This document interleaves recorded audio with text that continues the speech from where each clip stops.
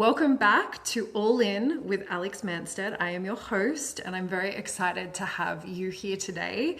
This podcast is for the dreamers who take action and build the life of their dreams. I want to actually start by setting up a couple of things about All In. I am very excited about the trajectory or the plans that I have for this podcast, and starting with a little bit of a different format. So what to expect moving forward. There's going to be a few different types of episodes that I'm going to be bringing out.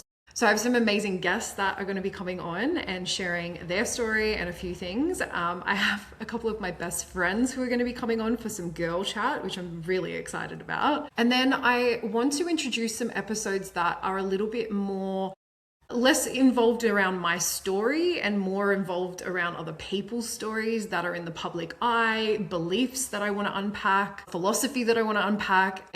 If you know anything about me, I am very philosophical, I am very existential, and I love talking about life, why we're here, what is this game all about. And I want to introduce that more into the podcast because that is a lot of what I feel has helped me so much on my journey, is just having an open mind with life and seeing this as a game and seeing this as something to just be curious about and be interested in. So I'm really excited to roll out quite a few of these episodes. The podcast is something that genuinely lights me up. Like, I was talking to my best friend about it yesterday, and the energy that I got just from talking about what is planned and what already is in the making, it just brought me so much joy and so much energy. And that is something that I am always listening to. When something brings me energy and when I feel lit up talking about it, even sometimes logically it might not make sense, but that is something that I listen to and I follow and I pull on that thread. So I'm really excited for what this podcast is evolving into. I have wanted to do this podcast for well over 10 years of my life and started it obviously straight out of the cancer chapter, and just started sharing my story. My story is always going to be a big part of this, of the things that I'm learning. I imagine that I'm going to do episodes about similar stories or chapters and redo them because there's going to be more that I learn. Today's episode is going to be no different to that. Today's episode is going to be very vulnerable. I'm not going to lie. I might cry. I don't know. You've obviously seen the title of this episode already, but big news, big shifts lately. And it's just something that I wanted to jump on here and talk about because I've learned so much, even just in a very short space. And I don't know. I love telling stories. I love talking about the things that are going on in my life and what I'm learning. If you know human design, I'm a 6-2. So the 6 part, what that means is basically part of what my purpose in life, or part of what brings me joy and lights me up, is sharing sharing the things that I'm learning, sharing the insights that I've been gathering and putting them out there into the universe, because you just never know who needs to hear it, who needs to feel less alone hearing it. And also the conversations that end up happening, because I've had so many incredible women and men slide into my DMs and tell me about the things going on in their life. And it brings me so much joy to have those conversations. So please always reach out to me. I'm always happy to have a chat about anything and everything. So, okay, I am nervous to say this out loud, but I ended my 5-year relationship it's probably been about 2 months officially, but there was obviously quite a bit of back and forth. You don't just make a decision like that overnight. I want to preface this by saying that I have spoken with Al. If anyone knows me, you know who Al is. He's been an incredible character and human in my life for the past 5 years. Actually, we've known each other since we were 5 years old, 5 and 7. We went to primary school together, we went to high school together, and we reconnected when I was 30 or 29, I think. No, 30, just after my 30th birthday. And we've been together for the past 5 years ever since. And I want to preface this by saying that I have spoken to Al about doing this podcast, and he's aware of it and comfortable with it.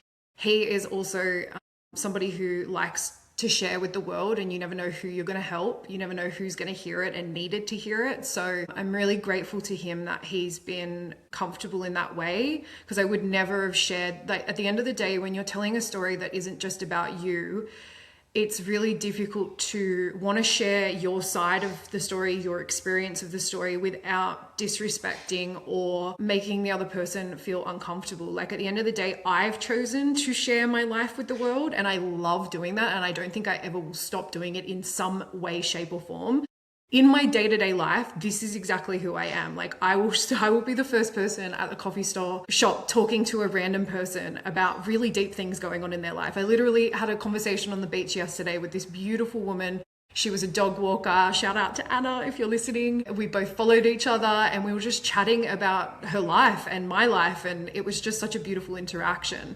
So this for me is very normal. This is what I've been about my entire life. So I'm literally just putting it online now, I guess. But I'm really mindful that not everyone chooses that and not everyone is open to being that way. Some people like being private, and I respect that deeply. And there's parts of my life I do keep private as well. So anyway, he is comfortable with me sharing my experience through what's gone on, and there's just been so much that has shifted for me from this breakup, thanks to this breakup, that I genuinely want to talk about, because I know that before, whilst I made the decision initially, it was a mutual decision in the end. And whilst I was going through so much of that, reflection and quite honestly, it's very painful to sit in of like, what is the right thing to do? And I will go into some detail. I'm not going to share all the details. Again, I really want to respect Al and his experience and his privacy. However, I will obviously share what I have navigated through it. And one of the biggest things is the hardest part is loving someone so fucking deeply, and it just not working. And no matter how much effort, no matter how much time, no matter how much you put into it, I'm already getting emotional, it just can't work.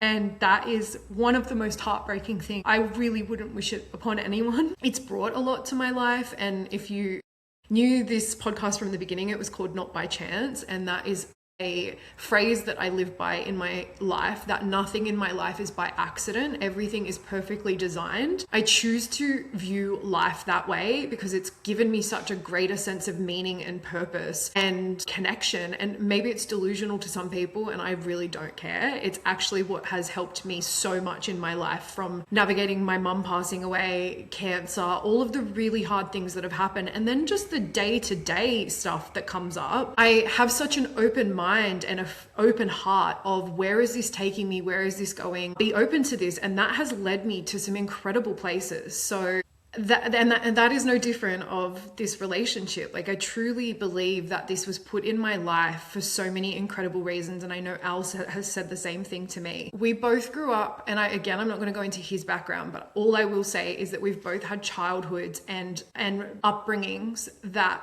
I wouldn't say fully supported us in thriving in life. We both have had families who have done an incredible job and the best that they can, but also have had their own things to navigate. Speaking directly about myself, and if you've gone and listened to some of my other podcasts, I had an incredibly sick mum growing up. My dad was pretty much her full-time carer for most of my life. And then my mum passed away when I was 25. And before that point, even my teenage years, things have just not come easy to me. It's just, and I used to feel a lot of shame about that, of why do things feel hard for me? Why do I struggle with my emotions so much? Why do I feel too much? And the more that I've gone along in life and embraced myself and learnt about myself, the more that so much makes sense. And I've just fallen in love with myself, quite honestly. And I'm going to talk about some of the things that I've done in this episode that have really helped me, that I would love to pass on, and hopefully they might be able to help somebody as well. But yeah, so I really do believe that Al was put in my life for so many incredible reasons. And one of the main reasons is to help me to heal some things that happened during my childhood. If you know anything about attachment styles, I am not going to be going into the depths of what these phrases or terms or methods or philosophy type structures or teachings, whatever way you want to say it. I'm not going to go into the nitty-gritty of those today in this episode. I highly recommend obviously looking up the things that I talk about, but for the purpose of keeping this on track, I won't go into the nitty-gritty. However, if you know anything about attachment styles, I am an anxious attachment when I am not regulated. So I am very proud to say that I am much more of a secure attachment these days, and I've worked very hard, put a lot of time into myself and how I show up in life to be a more secure attachment. However, ordinarily, and I did not grow up that way, I would lean more towards an anxious attachment. How that would show up for me, like again, you might be an anxious attachment and it could show up completely differently for you. But for me, a lot of what that has meant is in my life, I've shown up trying to control a lot in my life. Control is just such a big word and a big part of what my life has been like. Where controlling, fixing, what else? Just showing up in ways that are very dominating and almost assertive in order to keep myself safe. And I have been that way for most of my life because of some of the things that happened in my childhood. The sense of internal safety was not really existent for me growing up. Everything was external. Everything was on somebody else to validate me, to regulate me, to make me feel good, to make me feel bad. Everything was external and nothing was within myself. So a lot of the journey that I have been on in the last couple of years in particular has been about coming home to myself and being that safe, beautiful, loving home for myself internally. And from that place, everything in my life has truly blossomed. That is the number one, you want to 10x your life, you want to go to the next level in your life, learn how to talk to yourself, learn how to love yourself, learn how to back yourself. From that place, everything is not only easier, but it's 10 times more enjoyable. The mental freedom that I have in my mind is, and I say this in pretty much in every episode, it is my greatest achievement.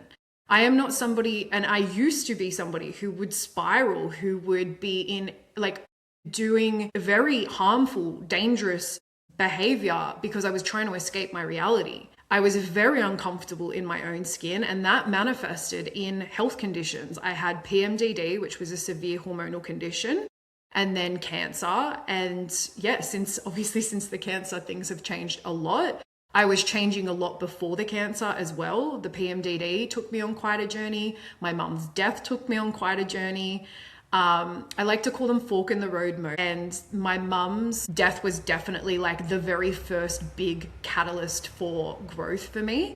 I had always been the type of person that was trying to grow, change, transform, and all of that, but it was not probably from very healthy place. It wasn't from a healthy place. And as I've gone on in life, I feel like that has been one of the things that has changed the most, is that I know who I am.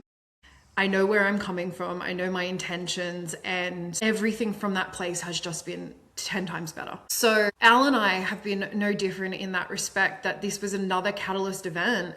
He came into my life, and honestly, he was the first man that I've ever been with that has loved me the way that he has loved me. I'm already getting emotional again, but he has loved me in the ways that he has loved me, and the way he's shown up, taught me to love myself. He was the first person to really, well, not the first person. I don't want to discredit some of the other men that I've been in with my life that have shown me that love and have also helped to guide me in ways without them really meaning to. But Al was definitely that first person that I was like, wow, love like this exists. And I think that's what's been so heartbreaking for both of us, because most of our relationship, 90% of it, has been incredible. And we have done so much. We've put so much effort into our relationship. I truly don't know two people who have tried as hard as what we have. However, and you're probably sitting there going, well, why aren't you together? Trust me, I know, same. No, we have just been through so much. We've just been through too much. And I just truly believe that there is a certain point where two people can't take it anymore, and they need space, and they need time, and they need recharge. And I think that is just what it got to at the end of the day. We went through 2 years of not knowing if I would survive, 2 years of trying to save my life, 2 years of cancer treatment, chemotherapy, radiotherapy, surgery, and then rebuilding our lives after that. I know treatment was intense, but rebuilding our lives after that was just as intense. It was truly such a hard place to be in, because you are a completely different person on the other side of that. And yet you're living almost the same life. So in so many ways, we both went through so much similar, I feel, of like shedding and letting go of things, people, places, situations that just no longer served us. And it's like our minds were in the future, and then our bodies and our circumstances were where they were. I don't know if that makes any sense, but it's like the hardest thing has been like we've grown out of so many different ways of being and ways of living, but our circumstances were still really heavy. We both pretty much had to put work to the side, as like we were still keeping things going. And that is another thing that I will forever be grateful for Al, like just how he held us down during that time. However, we financially out of that, like you can imagine, and we were already in a financial position that was high pressure. So it's just like outside of that, you then go into life and it's like, oh my God, like I felt like I was being repeatedly punched in the face. And I know that he would probably agree with me on that. And on top of all of that, so even away from our circumstances, and that's just me touching the iceberg, right? There was so many other things going on during that time. I'm not going to go into detail because a lot of that is his stuff and it's just not my story to tell, but just trust me when I say it was intense. It was so fucking intense. So, but even before that, and even when we got together, Al and I had a lot to learn in terms of conscious coupling. When I met him, we were both of the same, like, understanding that like we want to be in a relationship that is incredible, is something that we put effort into and is conscious and is intentional, and not just like, I personally, for me, my greatest fear, or like something I just will never settle for, is being subpar in my life. And I know that this is going to be like, it's going to sound like I have high standards. I do for everything in my life. I just truly do believe that you can be living the most incredible life. And I am in so many ways, and I have in so many ways.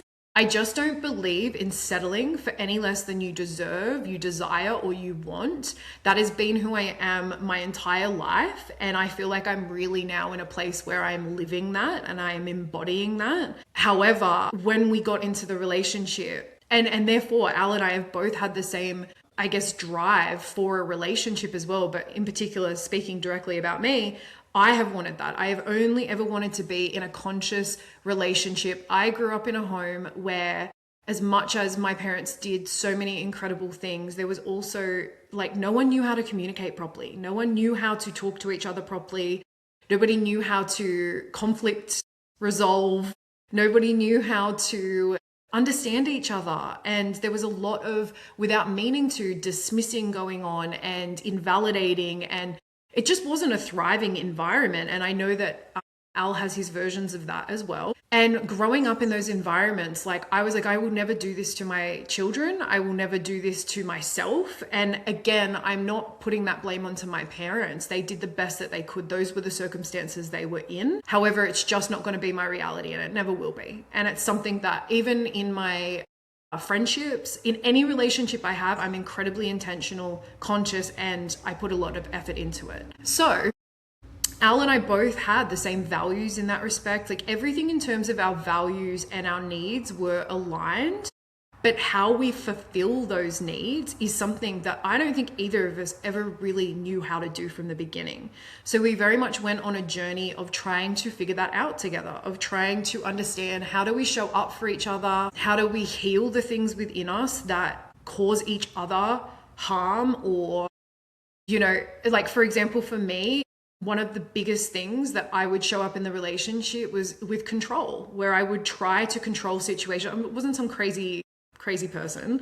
However, there were many times where I know Al felt mistrusted by me, or felt like I wasn't believing him or backing him. And that was a through line in our relationship. And that was something I had to work on. And it came through in all the little ways of, like, for example, if we would be in a conversation and he would share something, I would go into this immediate like fixing mode of like, it was manipulation is what it was. I would go into this manipulative state of trying to like, oh, but don't you want to do it this way? Or wouldn't it be better if you did it that way? Or blah, blah, blah. And that was me trying to manipulate him to keep myself safe because I was afraid of something that was coming up in that moment. And instead of articulating it in a conscious way, instead of communicating it in a way of like, hey, and this is what we eventually did get to, where I would be like, hey, this fear's coming up for me in this is a me thing, but can I share this with you? And he would be open to it, and I would share what was going on. And from that place, we would understand each other. And that's a very small example. There's 1,000,001 examples on both sides. I'm not going to put him in it, and I'm certainly not going to put me all in it. There was both sides where once we learned how to communicate and understand each other and talk to each other and not attack each other and not come at each other. Like my biggest pet peeve is passive aggressive language. Like I can't stand it when somebody is speaking to me in a dismissive or passive aggressive way. Like just use your words. There is just no need for you to speak to me like that. And I'm never going to be okay with it. I find it really disrespectful. And I pull my friends up on it. I pull partners up on it. If I'm never really like that. Well, that could be very toxic. Maybe I am. I'm open to it. If I ever am like that, that is like not okay. And even times where I was in my relationship with Al, for example, I would apologize immediately. I'd be like, sorry, I did not need to say it in that way. Like, can I share with you what I actually meant? And I would apologize and acknowledge it. The thing that I know about myself is I am very good at taking accountability and taking acknowledgement of something in a situation. And I pride myself, and I don't know if I'm this for everyone, but I know for the people in my life who are like the closest to me feel this way. They tell me and we talk about it. I pride myself on being a very safe space and being somebody that if you want to share what's coming up for you, I will listen and I will try to understand, even if I feel super fucking defensive. Even if it's making me sit there and feel shamed, blamed, whatever it is, I will listen to you and I will hear you out. That has not always been the case for me. I have not always been good at that. That has been a practice. And a lot of what I'm talking about today has been a lot of practice of me learning how to hold the space for others in a way that it's not invalidating them, it's not blaming them, it's not attacking them. However, obviously we all have our own experiences in our side. So how can we have a conversation to understand each other? The biggest lessons I have learned about communication is when you go in trying to understand somebody and that is your only intention, you will always win. And when the other person goes in like that as well, you will have the most incredible connective conversation. I had this recently with a friend, and if she's listening, she knows who she is. And we both had something come up in our friendship. We got on the phone and we had the most connected, conscious conversation. We both just wanted to understand each other. We did not want to win. We did not want to fight. We did not want to argue. It was just both of us listening to the other and trying to understand each other's point of view. Some stuff we both understood deeply. Some stuff we will never understand because it's just not our circumstance. And it was just about understanding, like, what are your needs in this situation and how can I help? For some people listening to this, they might be like, oh my gosh, this sounds exhausting. And that's fine. It's just maybe not for you then. Maybe you are somebody that just wants to be hard and fast with this stuff. That's just not how I am. Personally, for me, my life has been better by being this way in my life. I attract better friends.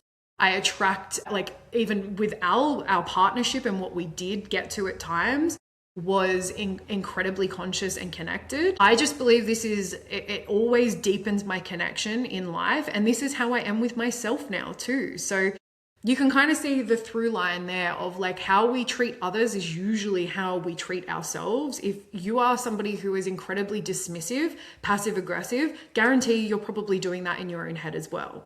And that's not me shaming you for that, but there is a better way. There is a more loving way that you can speak to yourself that produces better results in your life. You will show up better in life coming from a more loving, compassionate place. It's not about enabling. It's not about not taking accountability. It's this delicate, beautiful dance of finding that point of compassion and accountability. And the more that I have lived my life in that way, even just speaking about myself, having that accountability and responsibility whilst having compassion, everything in my life is completely different.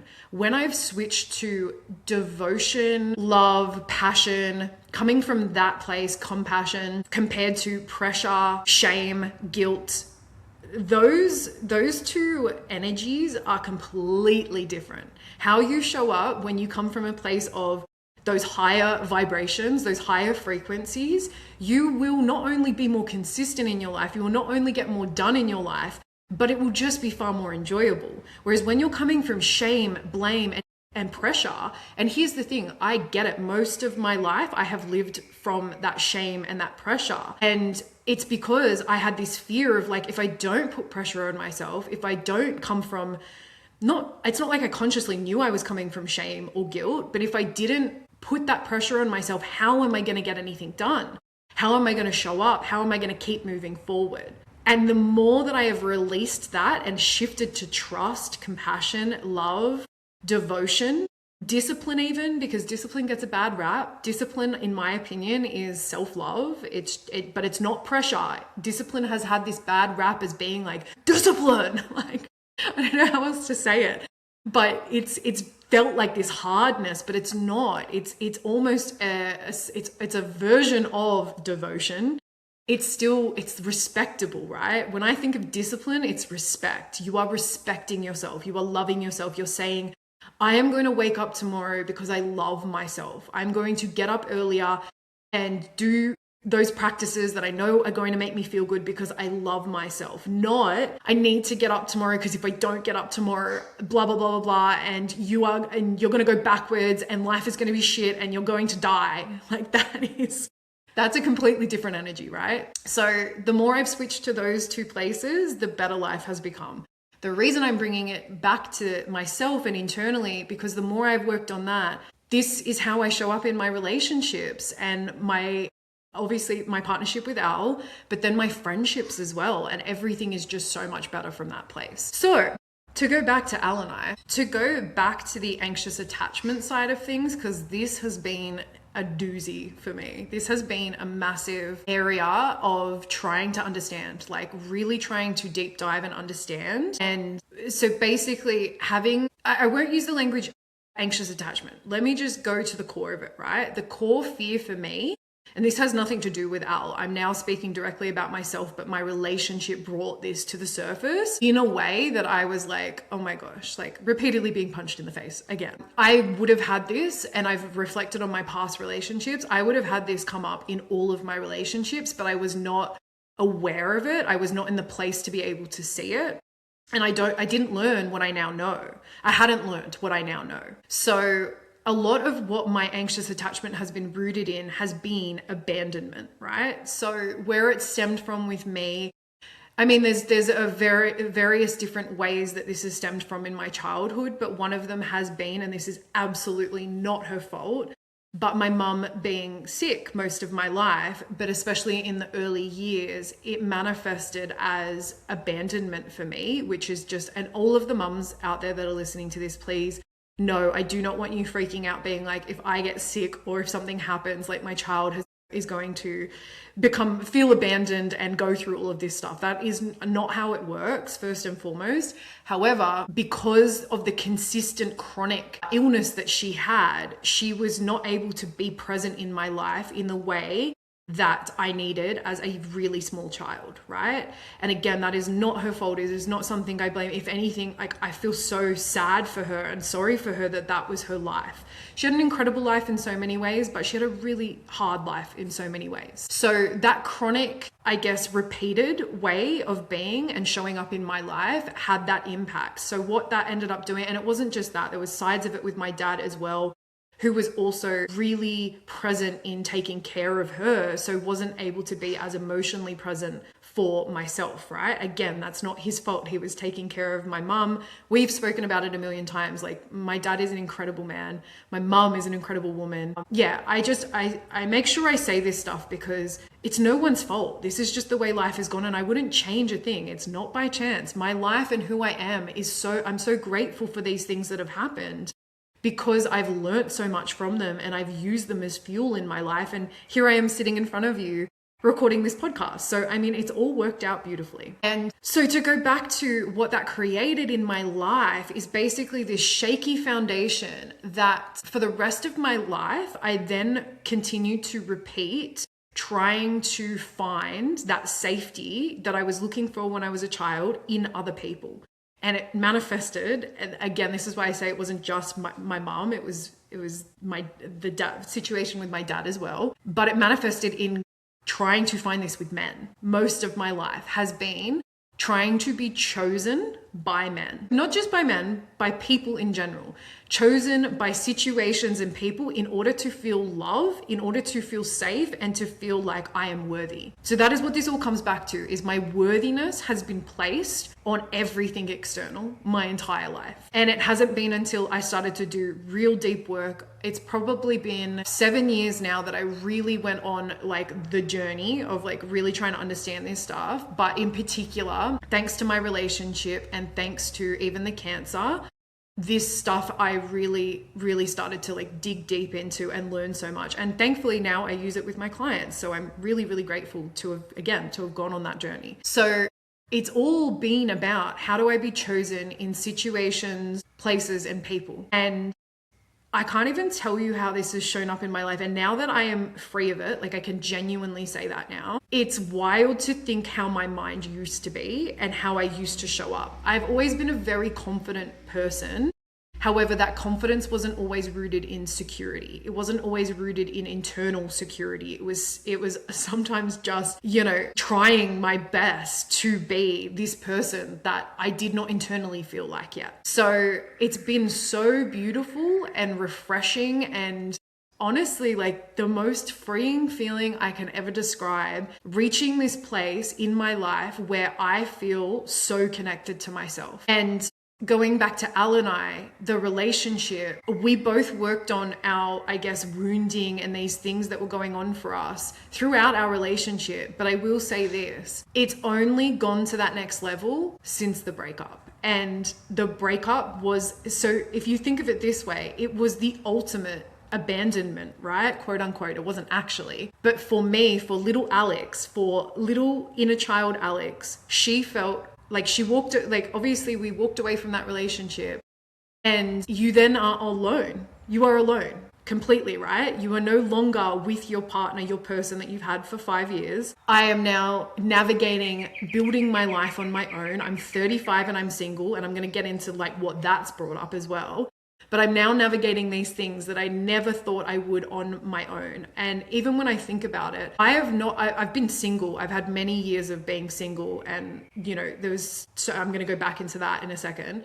But I have never truly been on my own. I don't know how to say it, but it's like I've never truly been this connected to myself and this internally validated and this internally secure, the place I'm in right now. So even when I was single, I was still filling the void and still filling that space with people, men, circumstances, nothing. Again, I was just always going to the external. That's probably the simplest way to put it. This is the first time in my life, really, where I'm going to this internal place on another level. And I've been going to that internal place for a long time, but it's never been tested like this, right? I've never been tested because I've been with Al. I've had my person there. Now I don't have that person there. And it brought up so much. My God, like the first couple of weeks when we broke up, it was so fucking painful. So painful. Like I felt like I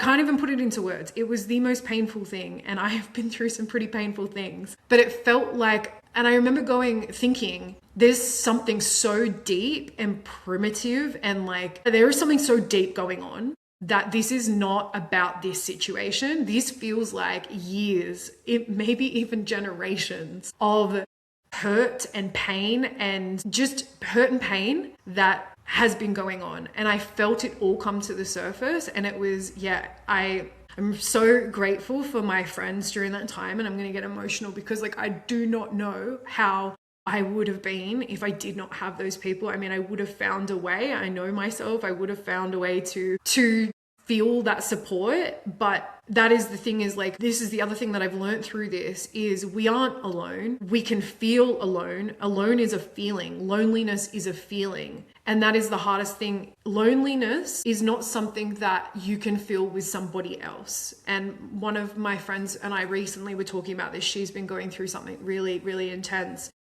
And I felt this through the cancer. Loneliness and aloneness is so hard to feel because no one can do it for you.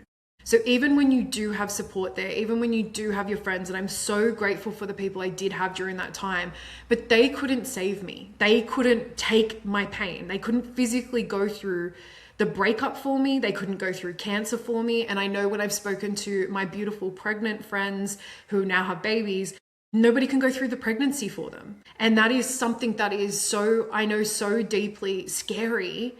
And it makes you feel like, oh my, like it rocks you to your core. So learning to create this internal safety with yourself, and like I said, I am going to talk about what has really helped me, but learning to create that safety within myself has been the most incredible thing and has been the forefront of my priorities, because from that place, everything else it is just so much easier, as I said. And I've been dealing with so much uncertainty. So to go through the last couple of months, it hasn't just been the breakup, but it's been navigating business, building all in.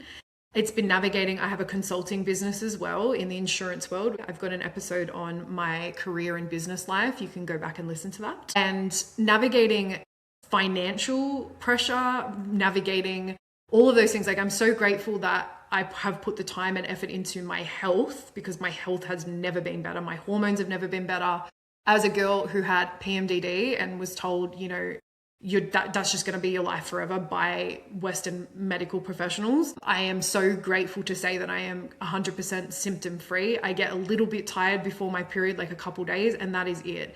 For me, for somebody who had insane symptoms 12 to 13 days before their period, all of those 12 to 13 days, and I've got an episode on this as well around the PMDD, what that was like and what has helped me. I am going to do an upgraded episode because there is just more that I've learned. However, like going through all of that side of uncertainty, it's so full on. So I know uncertainty, and I am so grateful that my health is in the place that it is in, because I just don't know how. I did it most of my life. My health was not in a good place most of my life, and then trying to like deal with life. And this is what I'll say, and I kind of want to do an episode on this just on its own. Seasons. There are seasons you are in where it is your season for expansion. There are seasons you're in where it's your season for cocooning. I like to call it the cocoon chapter. And that's what I went through a lot of last year. If you go back and listen to some of my episodes, I give the update on how last year and this was again another contributing factor to Al and I had a cancer scare end of last year. So I went through my 1 year scans and something showed up, and it was so devastating and scary and terrifying. Thankfully, they ended up just being some cysts, but because, you know, we didn't want to muck around, I did get them removed. So I went through surgery end of last year. That was another bit of pressure on Al and I. I think to wrap up, or not wrap up, but to summarize the situation with Al and I think the biggest thing is you can have all of the love in the world, you can have all the capability in the world. We had so much capability, so much potential, so much love. And when we were good, we were amazing. But if you do not have capacity, it is going to be like putting a Band-Aid over a bullet wound. And that is literally what it was like. And I feel now, having moved on and having both of us having made that disconnect or cut the cord, as you want to call it, our lives have just gotten so much better. I know from speaking to him, he's in a much better place as well. And it's not because of each other. It's just that we have more capacity. We have more space. We're not constantly trying to figure out this relationship that just isn't working during that moment.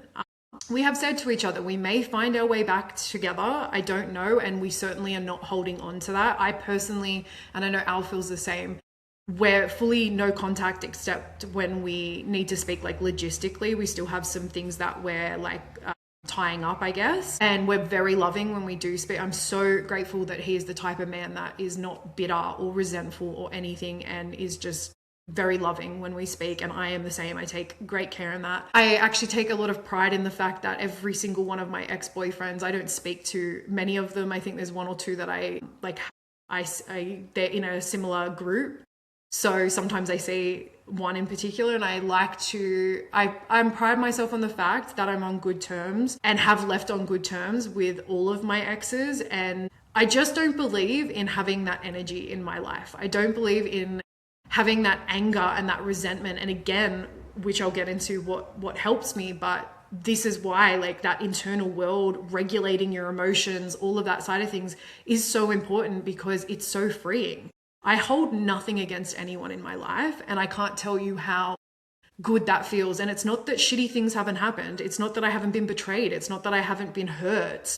It's not that I haven't had things happen, but I just don't hold on to it. I am somebody who does forgive. I don't forget. I have boundaries.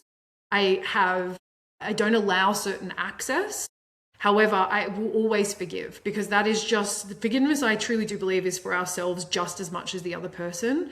But why hold on to all of that hate when you can free yourself from it? Let it go. Have your boundaries, have your access, limit the access, but let go of all of those hard emotions that are making you feel a certain way, because you're just giving that person power over you. So anyway, that's a little random tangent, which you will always get with me here on the podcast.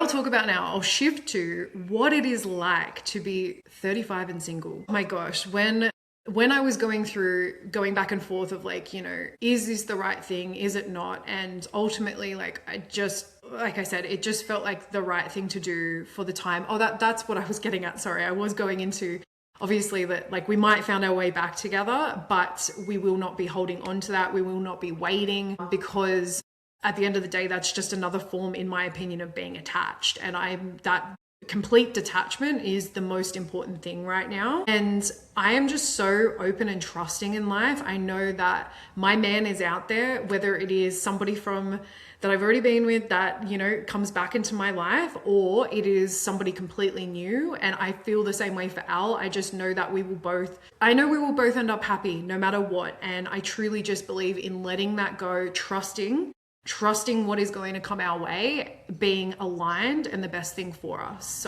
And we both have that view of things. So anyway, to go back to 35 and single, it's scary at first. It has been scary at first. Like, it has been very much all of this. I didn't realize how much societal conditioning would come up of like feeling like I failed because I'm 35 and single. And then I remembered that I don't live by society's standards, and I never have, and I never will. And I was like, oh, cool. Okay. So this is just going to be a fun game of where's my life going now? Now, for me, one of the hardest things has been that I do want children. I would love to be a mum, and I hope that I would be an incredible mum one day. And obviously being 35, like, that is something that I think women do have to navigate, is the fear of, am I going to miss my window? Am I going to miss my opportunity? And I have kind of just decided that is not my business. I know this sounds weird to say, but I've just decided that it is something that will, if it happens, it happens. And if it doesn't, it doesn't. I've always been very, like maybe trusting and open that whether kids happen in my life or not is just how life is going to go. I know I will live a life of deep purpose and fulfillment with or without children. I know how fulfilling it will be with children, but I'm not attached to that. And I never have been. Even before Al, I was actually a hard no for a while there of having children. And then when Al and I got together, we both loved talking about kids. And then I started to open up. I will do it only in a specific way. I will only do it with a partner. It's not something I would ever do on my own. I will only do it with certain financial circumstances as well, because I want to be able to have certain help, be able to hire certain help. And there's just a certain way that I want to be able to do motherhood so that I can show up for my children in that way. And that was the same for Al and I. We would never have put ourselves, when would we have had the chance between the cancer and everything else during our relationship? But we both were like, unless we can do this in a way, and it's not about being ready. I genuinely think if a child was dropped off on my doorstep tomorrow and I had to take care of it, I would be ready mentally. It's not mentally ready. It's more just like physically, circumstantially, financially ready. that is the side of things that I'm building towards now. And I'm just going to, literally the way that I feel about my single life is I'm just going to live my life. I'm going to date life. I'm going to date myself. And I just know that my man will come my way. He will find me, and I just need to go and enjoy my life and have fun and enjoy this chapter, because before I know it, it's going to be over. And I don't want to have looked back and been like, I was fearing that time away or wishing that time away or whatever. So I'm actually having a lot of fun. I'm not dating or anything like that. That is not something that I feel ready for. I am definitely open to getting to know men, and it's been really nice having conversations with men and just like focused on friendship and getting to know them and having conversations with men. Something that I'm really focused on is surrounding myself in the type of men that I would want to be in a partnership with. And I'm really grateful for the fact that a lot of my friends have incredible partners, or they have friends of friends. And so surrounding myself with these men that are conscious and incredible and are doing the work and are showing up and wanting to show up for not just themselves, but for their partners as well. That has been really important to me. So I'm just staying really open-minded, and it's not to say that these things don't come to the surface, but when they do, again, I'm just constantly reconnecting back to myself, my why, my trust in how this unfolds. And that has been helping me so much. And then the other thing, so when I go back to when I was single before Al, so 5 years ago, I was single for, I think it was like 3 years, maybe a bit more. I had a fling during that time, like a more like consistent fling, COVID relationships, right? But outside of that, I very much was living a proper single life, going on dates, getting to know people, just enjoying myself really. And I definitely, however, I say enjoying myself, however, something I did to myself during that time that I will not do this time is I harassed myself. I was living in fear, and I have compassion for myself. Like I didn't really have the same connection I have with myself now, but I lived in a lot of fear. Everything was like, am I going to find him? Am I good? It was very much, am I good enough to find a man? Am I good enough to even, and consequently, I went on some dates and I like allowed men in my life that now I would just not allow. The standard was low because my self-worth was low. And consequently, I did accept situations that I would just not accept now. Like I'm not shaming myself for it. I'm just like, I see it. I completely understand it. I'm like, oh my gosh, you just did not back yourself or how incredible you are or just how you are in the world. And therefore you allowed these situations to occur because you were just grasping for anything. And that goes back to what I was saying around the anxious attachment and abandonment and being chosen. I was constantly trying to be chosen by men, so I was allowing anyone and everyone. External validation, I was like I wouldn't say it was super obvious. Maybe people who know me from back then listening are like, no, babe, it was obvious. Maybe it was, I don't know. But it just felt like I was open to everything and anything when I'm just not like that now. I'm not like that with anything in my life, with friendships. I'm not like that with partners, anything like that. So something that I'm doing differently this time is tapping into that worthiness, that I am worth more than situations and circumstances that I just do not want, and people that just do not align with me, being treated certain ways. Like I just don't allow certain behavior in my life from anyone, friendship to dating to men, whatever it is. So it feels really nice to have reached this place of connection with my worth. And that has taken a long time, which is what you've obviously gotten from this episode. So what have I done in my life to get to this place? And I want to preface this by saying this was not overnight. And I'm sorry for anyone who's listening to this, who's going through so much pain, who resonates with so much of this. And it's not just maybe dating circumstances. It's any area of your life, your job, money, business. It could be friendships. It could be anything where you are allowing things to happen in your life because you don't feel worthy of more. I really deeply understand that. And it's so hard because it's like, you just need to connect to your self-worth. And like, that's not actually how it is. You don't just wake up one day and be like, I am worthy And that's all there is to it. It is a process. And I genuinely feel if you are somebody that resonates with that, like I really, really understand that. And I understand how frustrating it is to hear somebody talking about this stuff and being like, yeah, you just have to believe in yourself. It's like, well, like that's fucking great. I've been trying to do that. So for me, a lot of it has been a process. Like I said, if I go back to obviously when my mum passed away, that was really where I went on my like self-discovery growth journey to another level. But I'm going to try to summarize this for somebody listening to the things that have helped me the most, right? So first, number one has been learning how to regulate my emotions, because when we respond and we react in ways that are causing certain emotions. So for example, you react one way and it makes you feel shame. It makes you feel like disappointed in yourself. Like, why did I do that? That is only going to contribute to you not feeling enough, to you not feeling a certain way, right? When you respond in a way that feels powerful, that feels empowered, that feels like, okay, that creates trust with yourself on another level. And creating that trust, it is not overnight. I really want to say that. It is a practice.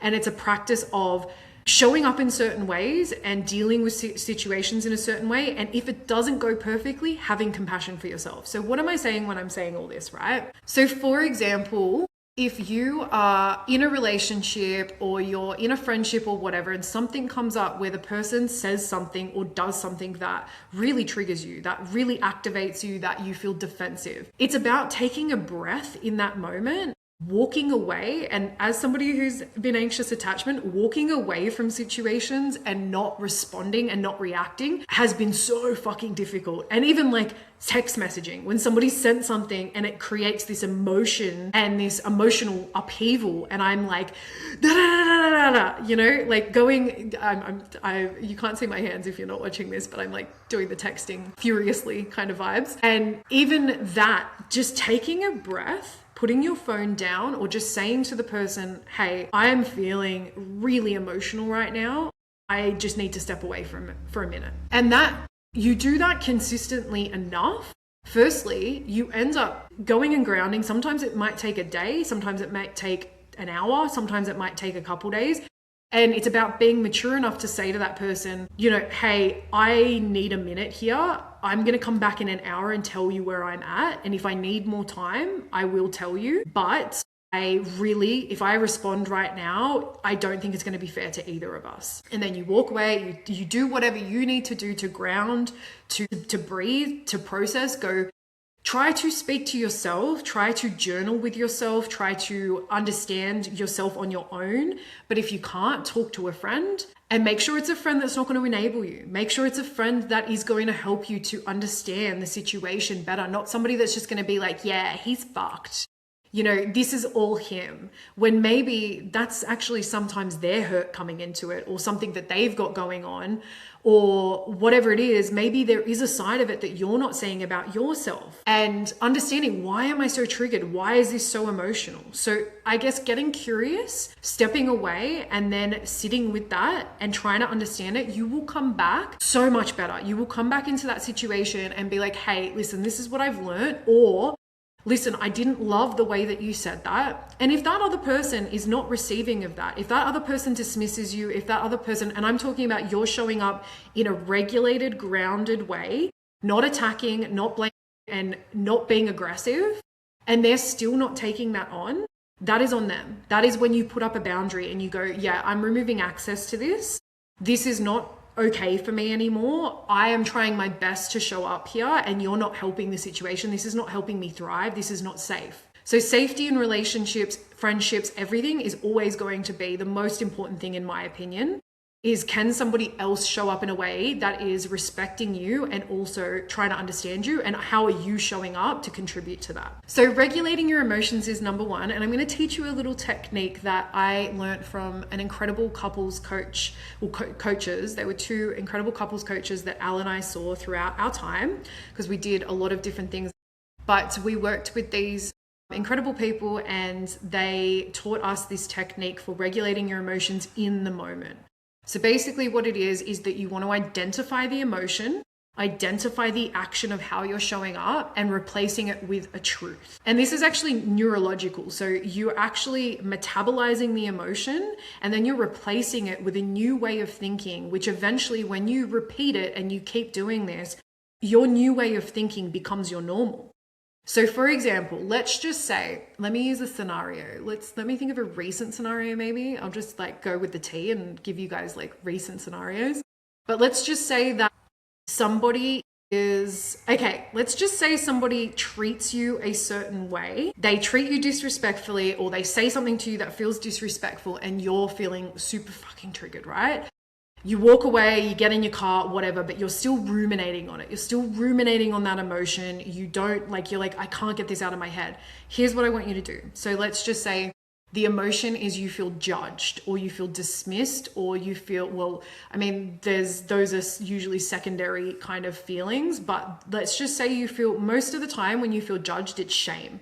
So I feel shame. And when I feel shame, I'm using my example here of what happens for me when I feel shame.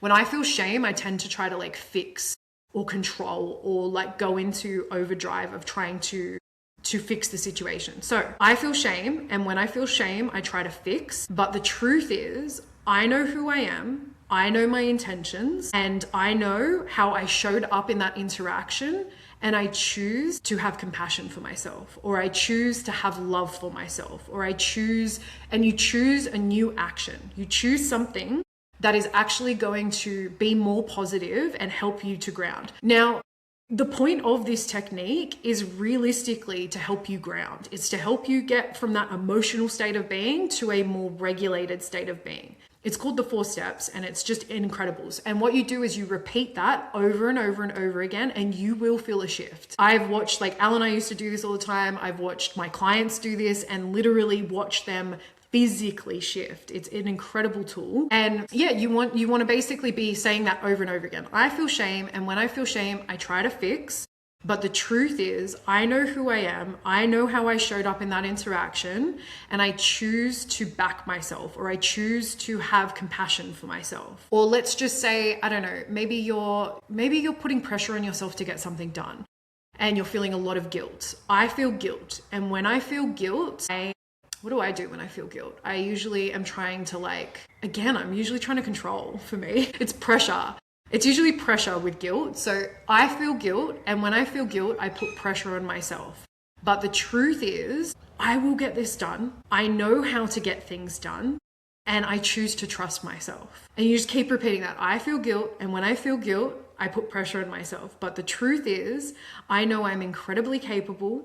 I can trust, or I know I'm incredibly capable. I know I will get this done, and I choose to trust myself. And repeat that over and over, like 10 times. And then what happens is, for example, in that scenario where I'm not trusting myself and I'm putting pressure on myself, I then shift to trust. That's what happens. I go from guilt and pressure to trust, and all the resistance gets lifted. I've done this so many times where I've had days where I'm feeling so much resistance. I do this technique and I have the best fucking day. I get so much done because I've shifted to trust instead of spiraling in shame or guilt or something else. So anyway, I hope I've explained that in a simplified way, and that you can actually go and use this tomorrow, today. So regulating my emotions has been number 1, and I do that through all different types of ways. The 4 steps is just one way. Journaling is another way. And you really want to get clear on the emotions. Nothing is going to work if you're not actually getting clear on what you're actually feeling, not what you're thinking, not what is. So what you want to do is actually get to the core of what you're feeling and what is going on. If you don't know how to do that, literally Google like a feelings list. I give this to my clients sometimes too. Google a feelings list and look through the emotions and figure out, like, what am I feeling? And sometimes it'll be like, I feel disappointed, or I feel this, or I feel that. But let's just say you're in a circumstance, you walk away. Maybe this is a great one that I have had many times in my life, but I would walk away from circumstances where I felt too much, or I felt like I did too much, right? And I would feel shame. But I couldn't identify it. I'd be like, why do I feel? What is it that I feel? And I would talk it out with myself, whether it would be in my journal or even sometimes with a friend. I try not to do that too much before I've done it with myself, because that's creating that connection with yourself. But you can be like, okay, like I walked away and I felt, I don't know, I just felt like so stupid. I just felt like so silly. I felt like I over talked. And then you would keep going down and you go, okay, and I guess I just felt too much. Then from there, you can go, well, what's the underlying emotion of feeling too much? Well, it's usually shame. I felt shame. Oh my gosh. Okay. And then you can unpack that. Why did I feel that way? Why was I showing up that way? Because sometimes it is a little bit of like, for me in the past, it's been that I've been overexcited or showing up in like inauthentic ways, even though it felt authentic at the time, but showing up in insecure ways because of this underlying wound that was going on for me around being chosen, of feeling like I'm fitting in, of feeling like I'm not too much. I have felt like I am too much for people my entire life. And here's the thing, I just now, like I am too much for some people sometimes, and I am so okay with that. And it's taken me a long time to get to a place where I'm okay with that. And everything I'm talking about in this episode and sharing is what has gotten me to this place. And I really do feel like I know I'm sometimes too much for people and I just don't care. As in, I don't mean that in a way where I do have responsibility to show up in certain ways. I have responsibility to be mindful of others. It's not about like just going and being a maniac in these certain rooms and circumstances and dominating, because I definitely used to do that as well. It's not about being super dominant and super aggressive. It's about, you know, finding that balance between being yourself and being your too muchness, and also being mindful of the circumstances you're in. I do think that's important. And also making sure you have people and friends who you can be you don't have to mask with. I have the best friends who are exactly like me. We constantly say like, we're too much for others, but we're not too much for each other. And it's so important to surround yourself with people like that, because they are the ones that will just help you to understand that you're not too much, but maybe you'll be too much for someone else, and that's okay. But for me, what has changed the most is attaching my work to those circumstances where I did feel too much. And it was like, there's something wrong with me. And now I no longer feel that way. It's not that I feel like there's anything wrong with me.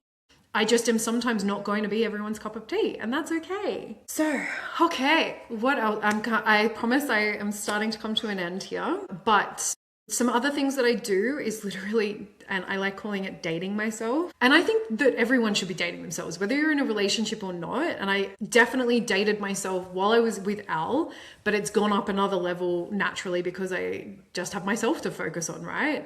But dating yourself is so important, no matter whether you're in a relationship or you're not. Finding what you love and focusing on that, finding what lights you up and focusing on that. I use this a lot in my coaching, but I use astrology and human design a lot with clients and myself. It is something that I love using as a self-discovery and awareness tool.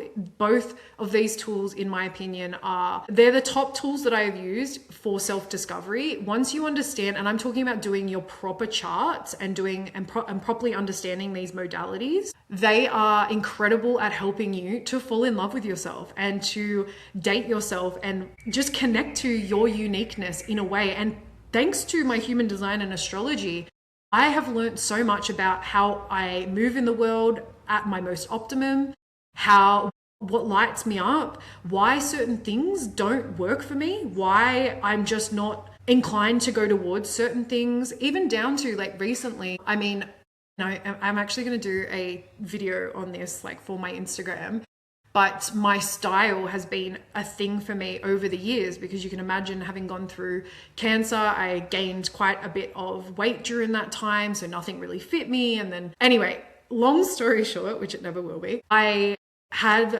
definitely been on a journey with rediscovering my style and using astrology and my human design, mainly astrology though, understanding my rising sign, because your rising sign is usually where style, appearance, that outward expression really is. And understanding I'm an Aries rising, and it makes so much sense now. I have always drawn towards tomboy look. I've always drawn towards kind of like fierce action orientated looks. I love my Nike crop jumper. I love activewear. I love jeans and like a tight top with like an oversized jacket. And I've never understood why I don't draw towards girly kind of clothes. I love it. Like even this top, I love this top. Don't get me wrong. If you're watching, you can see I've got like a cute little off the shoulder top. Don't get me wrong, I love girly stuff, but it's never fully like resonated with me or been what I feel is 100% my style. And it's crazy because when I wear clothes that are a little bit more Aries rising, I feel so much more like myself. I feel magnetic. I feel like I just feel hot. So it's, yeah, anyway, my point is self-discovery tools has also been a massive part of dating myself. And then finding my day-to-day routines that I love, that one are sustainable and consistent, because if you can't do it every day, then you're doing too much. And stuff that I love, you know, for me, I love weightlifting. I love feeling strong. So that is a massive part of it. But if I loved Pilates, that would be the thing that I do. Obviously you want to obviously focus on the longevity and health side of things, which is another reason why I do weightlifting. But I love sprinting, and that's definitely my Aries rising. I love going fast. I love going fast. I love sprinting. I've always loved anything adrenaline type, motorbikes. Al had a motorbike, which was so freaking fast, and I loved being on the back of that thing. I had an ex growing up that loved cars and like going out on racetracks and drifting tracks, and I always loved that. So anyway, I feel like, to go back from that tangent, sprinting has always been something that I absolutely love, and I was a sprinter when I was a kid and I was pretty good at it, and I've brought that back into my life. Beach walks are my thing. Walking along a beach with bare feet, talking to myself. Usually I'll say like 3 things I'm grateful for, and I'll set an intention for the day, and just looking at all the puppies and the dogs. I'll usually like run up to a dog and give it a pat and end up having like a beautiful conversation with somebody. That side of things for me is just that's what makes me feel alive. Finding what makes you feel alive, I think, is one of the most important growth hacks in your life. And it helps you to ground into your days and love your life on another level. So that's really been helping me. And then finally, I think I'll finish on this, but I think the other thing that has helped me so much is purpose and meaning for my life. And as I said, this podcast was originally called Not by Chance. So I like to take the view, and I am going to do a separate podcast around like my views and kind of unpack some philosophical beliefs that I have, because I'm very philosophical. Again, in my chart, that would make so much sense if you saw a few things in my chart. But I'm very philosophical, and I love to question life. I love to question why we're here.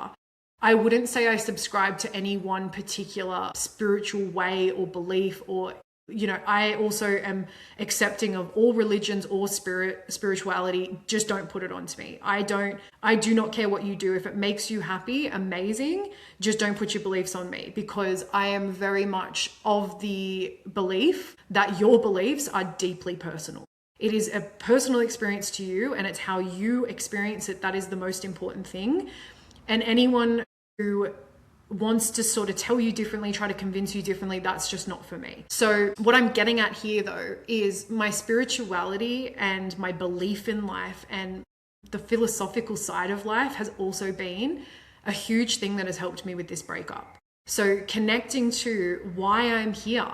What is all of this about? Even just connecting to the breakup being an important part of my life, this lifetime, that this has happened for greater reasons has helped me so much. And it's also helped me to see some of those greater reasons that are already starting to happen. So holding the mindset of this is happening for me, not to me. And keep in mind, you're speaking to someone who's had cancer, who's lost their mum, who's had these horrible things happen. I understand horrible, hard shit in life. This isn't somebody who has been through nothing and is like, it's so easy to just think this way. No, I have chosen to think this way because the alternative is fucking miserable. I refuse to believe that this isn't all for some greater reason and greater design. And the more that I've lived that way, the more I've lived in that mindset, it's come true. Everything that I have done in my life so far has had a rhyme or a reason, and it's fueled more and more and more of the next chapters. everything, even talking on this podcast. What if this is about to be, and this is where I'm going with this podcast, I want to help as many people as I can and to share as much as I possibly can. This lights me up so much beyond belief. And what if all of these things that have happened in my life were meant to happen so that I could get to this point in my life? So I feel like having that greater meaning and purpose, and that's why all in is in so many ways saving. It's just honestly been something that has brought so much joy and passion and meaning to my life. And another subject I love talking about is life architecture. And this is a lot of what I feel that I've helped a lot of my clients with, in particular, because I'm somebody who's come from the corporate world, insurance, 16 years, and I've bridged my way towards doing things that, how do you start the business or start the passion project or whatever, whilst at the same time managing paying your bills. I think I've got a really good practical insight into doing those two things. How do you go towards more fulfillment, more alignment, more joy, whilst making sure that your bills are paid? So I really love, that's one of my favorite subjects, is talking with somebody about, okay, what's going on in your life and how can we bridge you towards more of what you want without you feeling like you're not supported and not able to keep moving forward, right? So all in has become so important in that respect. Like I said, I have the consulting business, which is in insurance. I'm deeply grateful for that. I have so much gratitude towards insurance. It's still something that I feel helps so many people, so many businesses. I've learned so much thanks to that career about anything and everything to do with business. It's been an incredibly it's taught me so much that's incredibly transferable. And I'm also still super focused on what lights me up, which is this podcast. This is one of the main things, my content on Instagram and TikTok, and then the coaching. I have been obviously working one-on-one with most clients, and then I am working towards right now, I want to do something that's more in the group element, because I'm in something right now it's a group experience. And honestly, there is just nothing when you're going through something, there is just nothing that helps more than being surrounded by like-minded, incredible people that keeps you moving forward. It is honestly the greatest hack, again, is being in those kind of communities and that energy. I have always been somebody who has worked with a coach since I was 25 up until now. I've always had somebody that I'm working with, a coach, a therapist, a kinesiologist. I love kinesiology. That is something that I really want to study in the future. But I've always had somebody supporting me, and I've been in group circumstances, one-on-one. So you can see here why coaching is so important to me and why it's something that I deeply believe in, because it's helped me so much in my life. I guess my point is that all in, having something that feels deeply purposeful and passionate is helping me to make sense of all of this, ground into this experience, and just keep trusting that this is unfolding in magical, beautiful, incredible ways. And I just know, I feel it deep in my soul that life is already blossoming. If I was to tell you some of the things going on, just synchronicities and things, abundance that has just come into my life. Literally yesterday, I got a call from somebody randomly, and my phone was on do not disturb. So I don't know how the call came through, but it did. And it was a past business I've worked with, and they wanted to offer me an hour 1 hour phone call with their investment client who is looking to invest in insurance. And they wanted to speak with me for an hour about my insights about the industry. So an hour of my time for $450, and it randomly dropped into my lap yesterday. And I've been working very hard on getting relief and support in mysterious ways in my life, and that has been consistently showing up. So when you view life, I guess, with that meaning and that magical lens, magical things happen. But I also want to say, I understand if you are in a season right now where you feel inundated, you feel overextended, go back and listen to my episode Life on Your Own Terms, because that I talk a lot about when you're overextended, some of the things that can help you to not feel as overextended. But there's going to be seasons, like keep in mind the season and the chapter I'm in right now is because I have more capacity. I don't think I could be in this chapter right now a year ago. I was still, even end of last year when I was going through the surgery, I did not have this in me. I didn't have it in me to show up in this way. I didn't have it in me to even be consistent with content. I took 3 months off last year because I did not have the capacity after going through surgery of being able to give to the world and being able to share and show up in this way. So if you're listening to this and you're like, oh my gosh, I want that so bad, but it just feels like everything is crumbling around you, well, take a minute, get your journal out. If you don't have a journal, go and buy one. This is your starting point, where you go buy yourself a beautiful journal, something that excites you, and put literally day one in the journal and just start by it. And you can go back again and listen to my podcast called The Life Audit. I think it was episode 9. And do an audit of your life. Get clear. Start by reflecting of what in my life is not working and where do I want to go next. And maybe the chapter isn't so much like, for me, before this expansion chapter that I'm having now was a cocoon chapter. I stopped talking to people as much. All of my friends knew. I was like, I am not in a giving season. I don't have it in me. And they were, because they're incredible friends, they were like, babe, do you go and take the time that you need. I was not social very much. What I was doing for work, I just needed to take, I took a little bit of time off work. And if you're somebody that can't do that, completely understand that. I've had chapters like that too, where I took a lower level effort job because I could not keep up with everything. And I just trusted that taking a break and taking a breath and taking a step back was going to propel me forward. And guess what? I am proof that that happens. So maybe you're in a season where taking a step back is actually the move. Shedding is the move. Shedding people from your life that do not serve you. Shedding maybe the relationship. Maybe you are listening to this and some of the things I'm saying, you're like, oh my gosh. And I know I haven't gone into detail about Al and I and the things that occurred during our relationship. But you can imagine, you can put what two people are going through where they're constantly triggering each other. There's things that are happening and maybe not feeling heard, not feeling understood, not feeling seen. If you are in a chapter where that is happening for you, well, maybe this is your sign. Maybe this is your episode where you're listening to it going, okay, there's just so much in this that I'm relating to. And this is where you start with the self-reflection and understanding yourself. And from that place, you can make moves in your life. Anyway, this has been long enough, but thank you for listening.